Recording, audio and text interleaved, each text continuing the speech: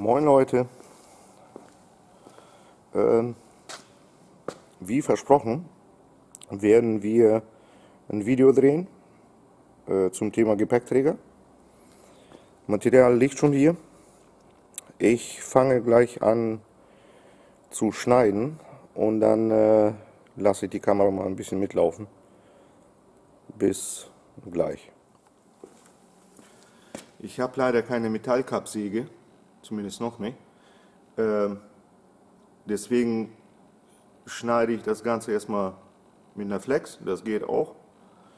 Ist zwar nicht hundertprozentig so genau wie mit einer Kappsäge, aber wenn man ein bisschen mit einer Flex umgehen kann, dann kriegt man so ein Rohr auch auf 90 Grad durchgetrennt.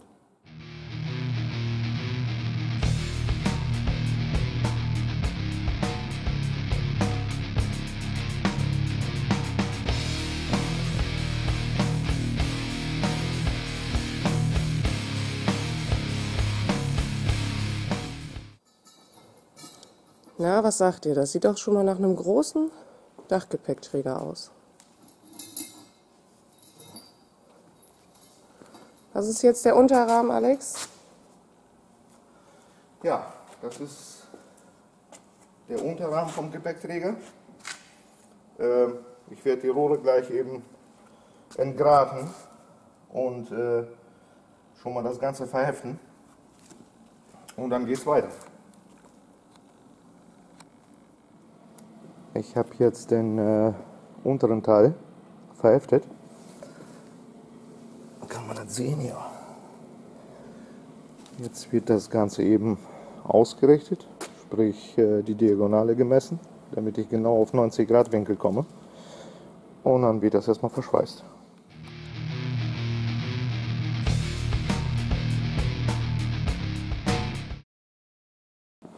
Ich nehme euch mal eben kurz mit.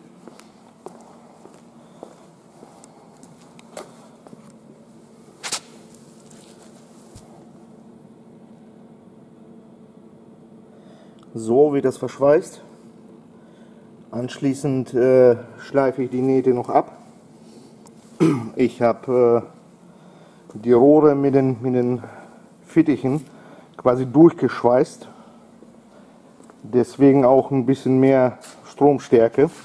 Das heißt, die Schweißnaht, die ist nicht nur oberflächlich, sondern die geht wirklich durchs Material durch. Insofern kann ich die Ecken auch abschleifen oder die Schweißnähte abschleifen, ohne dass ich die Festigkeit des Trägers benachträchtige.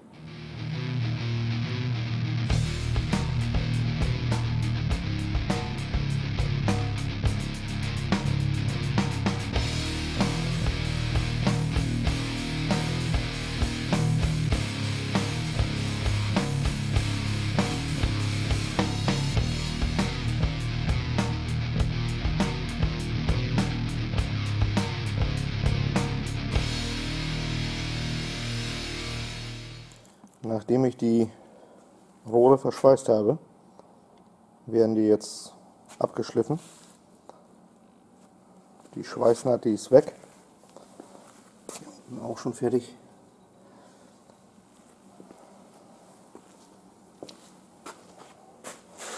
Da kann ich mit leben. Der Grundrahmen ist fertig.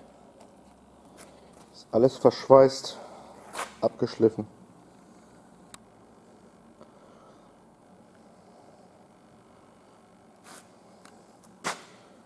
Sieht sauber aus. So kann man es lassen. Und weil das Ganze so schön war, dasselbe nochmal von vorne. Dadurch, dass ich unten ziemlich genau gearbeitet habe, möchte ich natürlich das Oberteil genauso übernehmen, dass die beiden quasi parallel zueinander verlaufen. Um da jetzt irgendwelche Messtoleranzen etc. auszuschließen, habe ich einfach die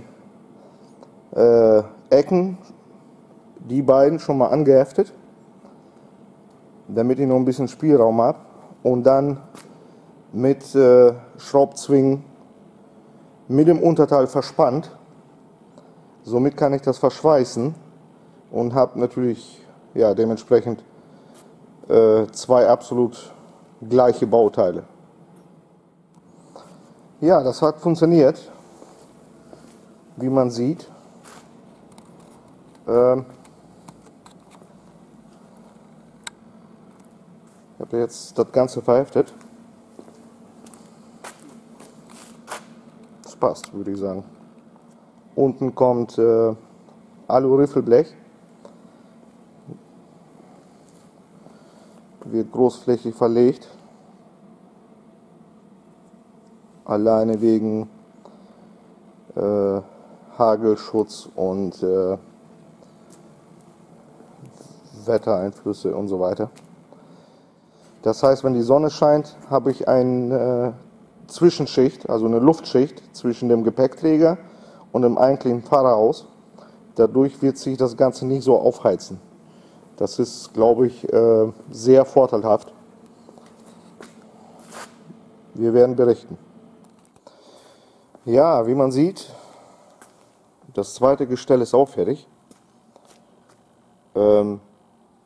Jetzt werde ich die Abstandsstücke anfertigen.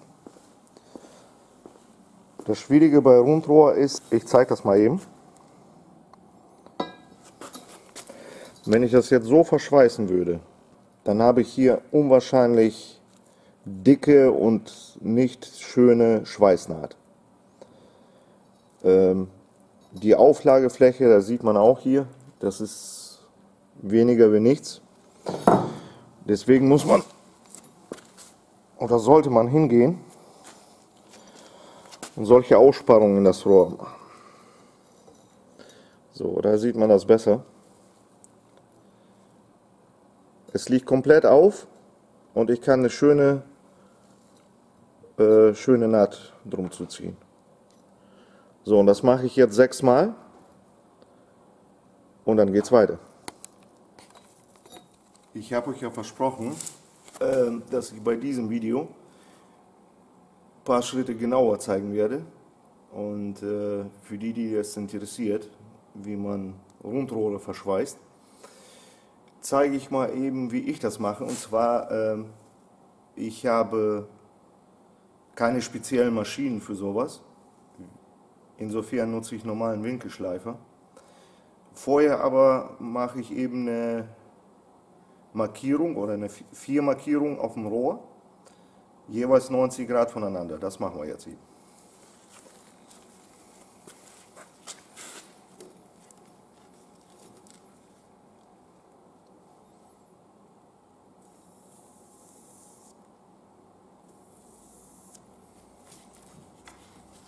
So habe ich erstmal meine erste Linie.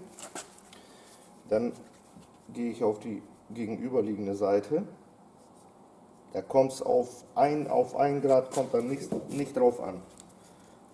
Meine zweite Linie.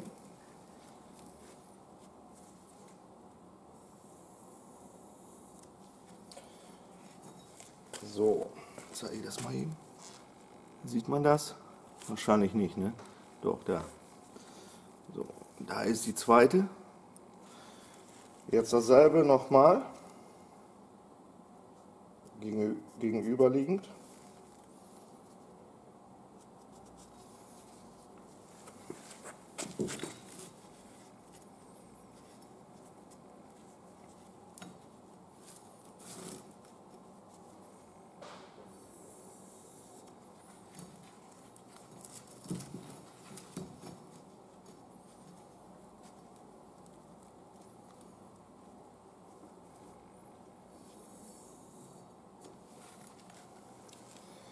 So, jetzt habe ich das Rohr in 4 Teile aufgeteilt. Jetzt messe ich. Ich habe festgestellt, dass ich mit einer Vertiefung von 1,2 bis 1,5 mm super klarkomme. Zeichne ich das eben an, auf beiden Seiten.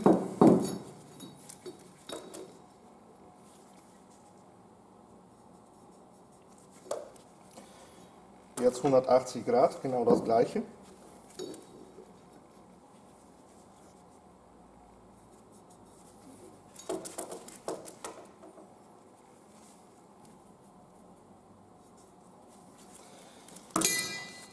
So, und jetzt werden wir dieser Punkt, gerade angezeichnet habe, mit der Kante von meiner Linie verbunden.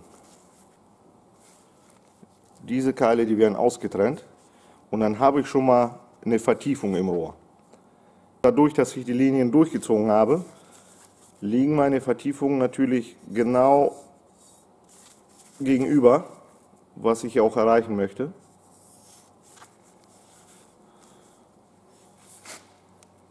So, zeigen das mal hier noch an. Und dann nehme ich mal eben diese Keile raus.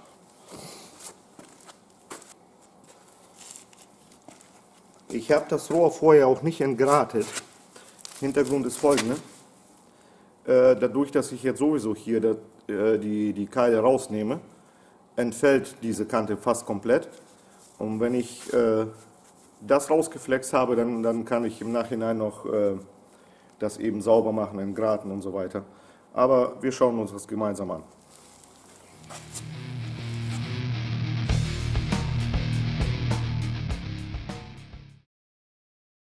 Somit habe ich schon mal meine Vertiefung jetzt. Die ist jetzt noch nicht entgratet, nicht bearbeitet, gar nicht. Aber was ich zeigen möchte, wenn ich jetzt die Rohre miteinander verschweißen möchte, dann sieht das schon wesentlich besser aus. Wenn ich jetzt mit Entgraten und so weiter fertig bin, dann sieht man, dass es halt super aufeinander passt. Und so kann ich auch schweißen.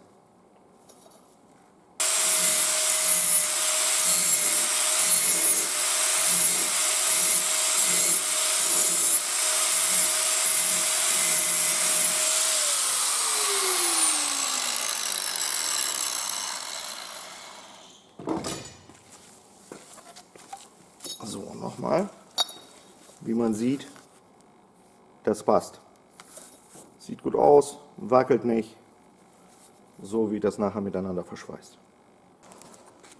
Eine Sache will ich euch noch zeigen. Und zwar habe ich ja jetzt hier 90 Grad Bögen, sogenannten Schweißfittiche verschweißt. Wenn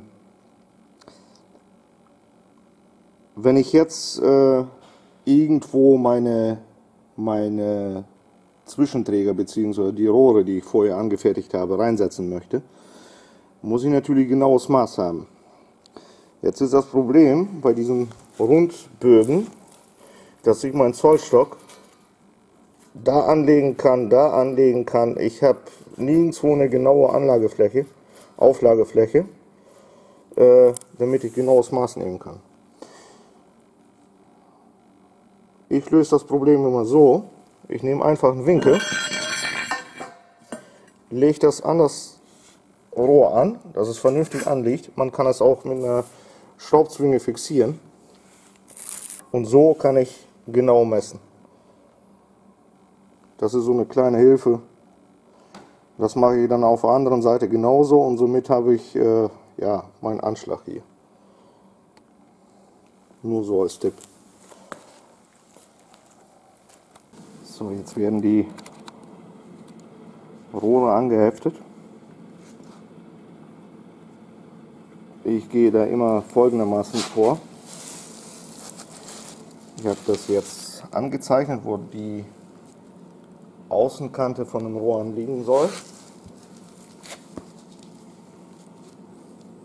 So, stelle ich mal das Rohr schon mal grob drauf. Wir haben zwar mit einer Flex gearbeitet, aber mit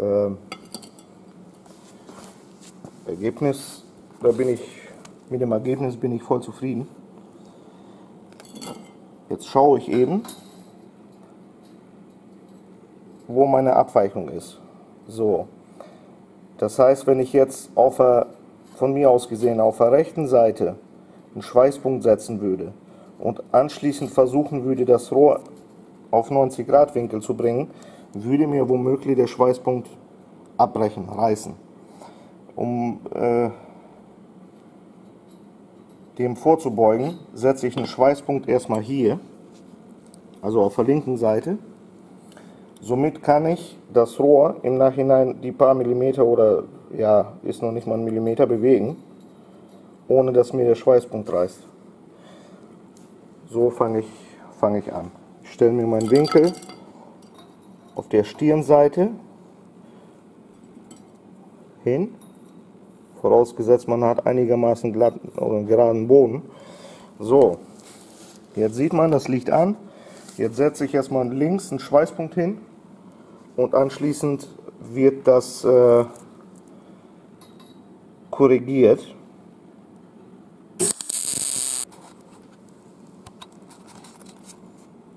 So, ich habe das jetzt angeheftet. Das passt. Und jetzt kommt die Seite. Passt sogar. Also kann ich ohne weiteres auf der rechten Seite jetzt auch anheften. Dann habe ich mein zweites Rohr schon fixiert. So, Grundgestell ist fast fertig. Morgen geht's weiter. Ein kleiner Zwischenstand, bevor die Beleuchtung an das Wohnmobil oder Expeditionsmobil rankommt. Unser Gepäckträger ist soweit drauf.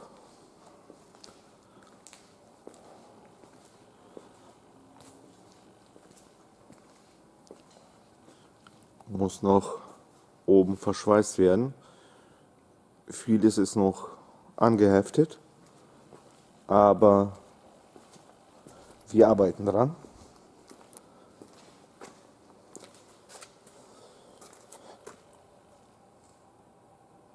Hier habe ich Einziehmuttern aus Stahl für genommen, M8, zweimal.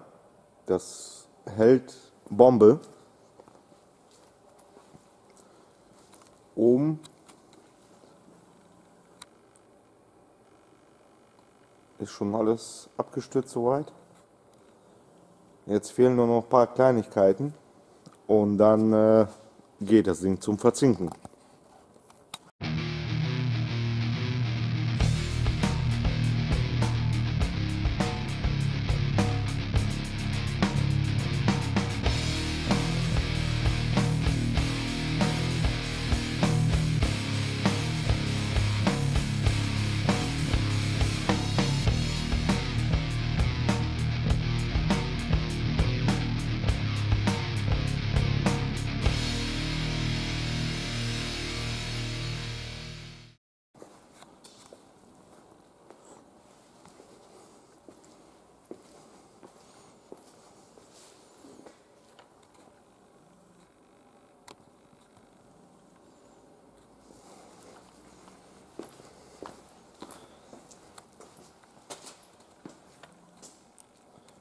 Ja, ich hoffe, das Video hat euch gefallen und würde ich sagen, bis demnächst.